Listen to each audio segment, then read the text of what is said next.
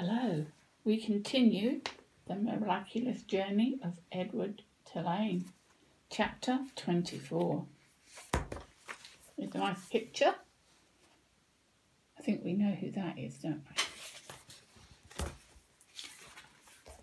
And so Edward Tulane was mended, put together again, cleaned and polished, dressed in an elegant suit and placed on a high shelf for display.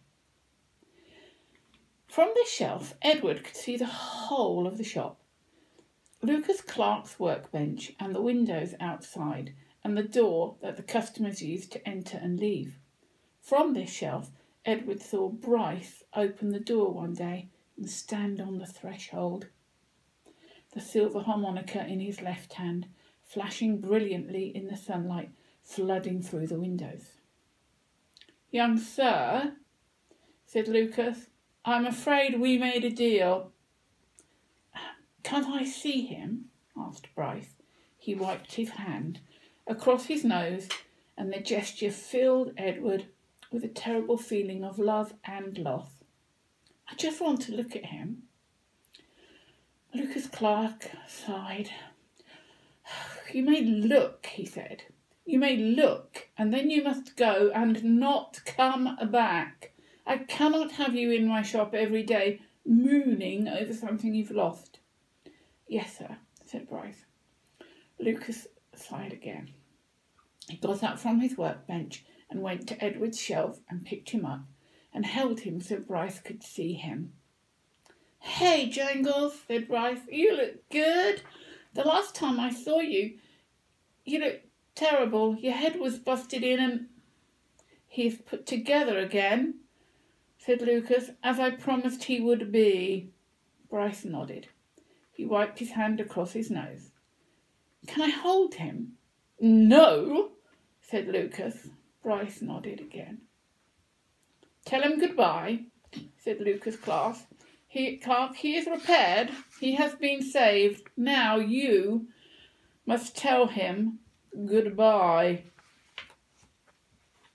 "Goodbye," said Bryce. "Don't go," thought Edward. "I won't be able to bear it if you go." "And now you must leave," said Lucas Clark. "Yes, sir," said Bryce, and he stood without moving, looking at Edward. "Go," said Lucas Clark. "Go." "Please," thought Edward, "don't." Bryce turned. He walked through the door of the doll mender's shop. The door closed. The doorbell twinkled, and Edward was alone. Technically, of course, he was not alone. Lucas Clark's shop was filled with dolls, lady dolls, baby dolls, dolls with eyes that opened and closed, dolls with painted-on eyes, dolls dressed as queens, and dolls wearing sailor suits. Edward had never cared for dolls. He found them annoying and self-centered, twittery and vain. This opinion was immediately reinforced by his first shelf mate, a china doll with green glass eyes and red lips and brown hair. She was wearing a green satin dress that fell to her knees. "Here he is," she said in a high-pitched voice, when Edward was placed on the shelf next to her. "I am a rabbit," said Edward. The doll let out a small squeak. "Oh, you're in the wrong place," she said. "This is a shop for dolls, not rabbits." Edward said nothing. "Shoo," said the doll. "I would love to shoo," said Edward, "but it is obvious that I cannot." After a long silence, the doll said, "I hope you don't think anyone's going to buy you." Edward said nothing. "The people who come in here want dolls, not rabbits. They want baby dolls or elegant dolls, such as myself. Dolls with pretty dresses. Dolls with eyes that open and close." "I have no interest in being purchased," said Edward.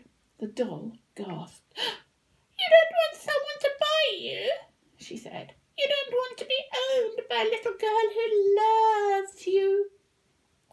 Sarah Ruth, Abilene, their names went through Edward's head like the note of a sad, sweet song. I have already been loved, said Edward. I have been loved by a girl named Abilene. I have been loved by a fisherman and his wife, and a tramp and his dog.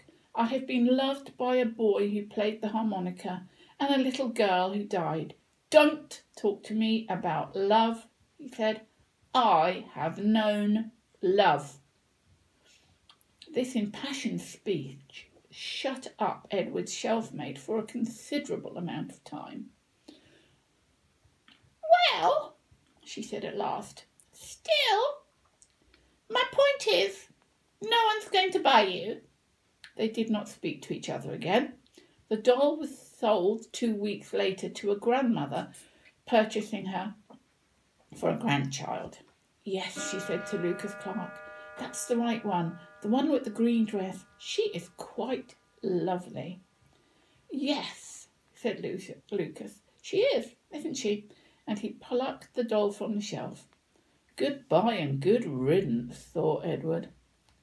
The next spot to the rabbit stayed vacant for some time. Day after day, the door to the shop opened and closed, letting in early morning sun or late afternoon light, lifting the hearts of the dolls inside, all of them thinking when the door swung open wide at that time, this time the person entering the shop will be the one who wanted them.